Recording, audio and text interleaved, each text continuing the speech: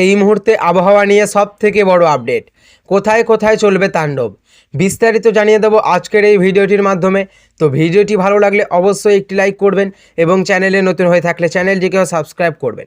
প্রবল গরমের মধ্যেই আজ অল্প বিস্তৃত বৃষ্টির সম্ভাবনা তৈরি হয়েছে কলকাতায়। বৃহস্পতিবার চলিত মরশুমের উষ্ণতম দিনের সাক্ষী ছিল মহানগরী। কলকাতার সর্বোচ্চ তাপমাত্রা পৌঁছে গিয়েছে 36 থেকে 38 ডিগ্রি সেলসিয়াসে। বুধবারও উষ্ণতম দিনের সাক্ষী ছিল কলকাতা। পরদিনই সেই নজির ছাপিয়ে 37 ডিগ্রির কাছে পৌঁছে যায় কলকাতার তাপমাত্রা। আর সেই মারাত্মক গরমের মধ্যেই শনিবার সকালে আলিপুর আবহাওয়া দপ্তরের তরফে জানানো হয়েছে, আজ কলকাতার আকাশ আংশিক মেঘলা থাকবে। বিকেল বা সন্ধ্যার দিকে বজ্রবিদ্যুৎ সহ বৃষ্টি হতে পারে। সার্বিকভাবে আজ কলকাতার সর্বোচ্চ তাপমাত্রা 36 ডিগ্রির আশেপাশে থাকবে আর সর্বনিম্ন তাপমাত্রা থাকবে 28 ডিগ্রির আশেপাশে। কলকাতায় কবে কবে হবে বৃষ্টি, তবে আজ বৃষ্টি না হলেও সপ্তাহান্তে যে কিছুটা স্বস্তি মিলবে সে বিষয়ে আশাবাদী আবহাওয়াবিদরা। আলিপুর আবহাওয়া দপ্তরের তরফে জানানো হয়েছে, শনিবার কলকাতার একটি বা দুটি অংশে বজ্রবিদ্যুৎ সহ হালকা বৃষ্টি হবে। রবিবার থেকে কিছুটা বাড়বে বৃষ্টির পরিমাণ।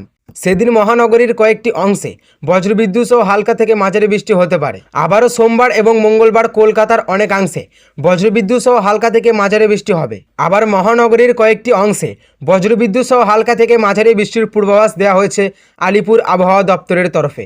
আবার দক্ষিণবঙ্গের এপ্রিলের শেষটায় গরম কম থাকতে পারে, বেশি হতে পারে বৃষ্টি। একইভাবে মে মাসের প্রথমের সপ্তাহে বৃষ্টি হবে বিভিন্ন জেলায়। তাপপ্রবাহের আশঙ্কা নেই, তবে ভ্যাপসা গরম থাকতে পারে।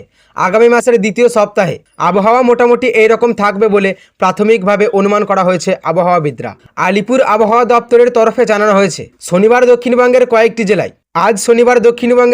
জেলায় ভ্যাপসা গরম ও আর্দ্রতাজনিত অস্বস্তির কারণে সতর্কতা জারি করা হয়েছে।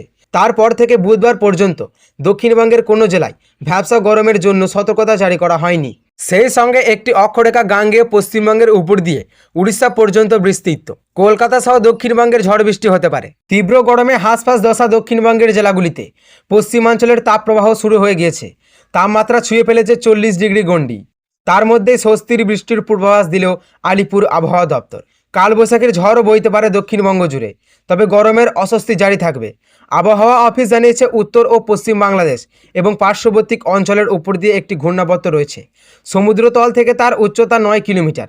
এছাড়া এই ঘূর্ণাবর্ত থেকে একটি অক্ষরেখা গাঙ্গেয় পশ্চিমবঙ্গের উপর দিয়ে উত্তর উড়িষ্যা পর্যন্ত বিস্তৃত। এর ফলে পশ্চিম এবং উত্তর পশ্চিম দিক থেকে শুকনো বাতাস রাজ্যে প্রবেশ করেছে। তাপপ্রবাহের সম্ভাবনা রয়েছে দক্ষিণবঙ্গের একাধিক জেলায়, তবে এর পাশাপাশি স্থানীয় বজ্রগর্ভ মেঘ থেকে ঝড় বৃষ্টি হতে পারে। রবিবারে তাপপ্রবাহের পরিস্থিতি রয়েছে পশ্চিম বর্ধমানে। ঝাড়গ্রাম, পুরুলিয়া, বাঁকুড়া, বীরভূম, পশ্চিম মেদিনীপুরে গরমের অস্বস্তি সতর্কতা জারি করা হয়েছে। একই সতর্কতা জারি করা হয়েছে সোমবারও, তবে তারপর থেকে বৃষ্টির সম্ভাবনা। শুক্রবার বিক্ষিপ্ত বৃষ্টিতে ভিজতে পারে ঝাড়গ্রাম, বীরভূম, মুর্শিদাবাদ, পশ্চিম মেদিনীপুর। ঝোড়ো হাওয়াও থাকতে পারে ঘন্টায় 30 থেকে 40 কিলোমিটার বেগে। দক্ষিণবঙ্গের অন্তত 12টি জেলায় শনিবার থেকে কালবৈশাখীর পূর্বাভাস দেওয়া হয়েছে। রবিবার ঘন্টায় 50 থেকে 60 কিলোমিটার বেগে ঝড় বইতে পারে বর্ধমান, বীরভূম, মুর্শিদাবাদ, নদিয়া এবং বাঁকুড়ায়। দক্ষিণবঙ্গের বাকি জেলায় বজ্রবিদ্যুৎ সহ বিক্ষিপ্ত বৃষ্টি এবং ঝোড়ো হাওয়া বইতে পারে। কলকাতায় ঝড় বৃষ্টির সম্ভাবনা রয়েছে রবিবার থেকে। রবিবার এবং সোমবার শহরে ঝোড়ো হাওয়ার বেগ থাকবে ঘন্টায় 40 থেকে 50 কিলোমিটার। বুধবার পর্যন্ত তা চলবে। বিক্ষিপ্ত বৃষ্টি এবং বজ্রপাত হতে পারে শহরে। তার ফলে তাপমাত্রা সামান্য কমতে পারে, কিন্তু গরমের অস্বস্তি থাকবে। উত্তরবঙ্গের ক্ষেত্রে ভারী বর্ষণের সতর্কতা রয়েছে। 7 থেকে 11 সেন্টিমিটার বৃষ্টি হতে পারে দার্জিলিং এবং জলপাইগুড়িতে। সঙ্গে উত্তরের অন্যান্য জেলাগুলিতেও বৃষ্টি হবে। ঝোড়ো হাওয়ার বেগ থাকবে ঘন্টায় 50 থেকে 60 কিলোমিটার। সোমবার পর্যন্ত ভারী বর্ষণ চলতে পারে উত্তরের একাধিক জেলায়। তো সুপ্রিয় দর্শক, এই ছিল আজকের আবহাওয়া খবর।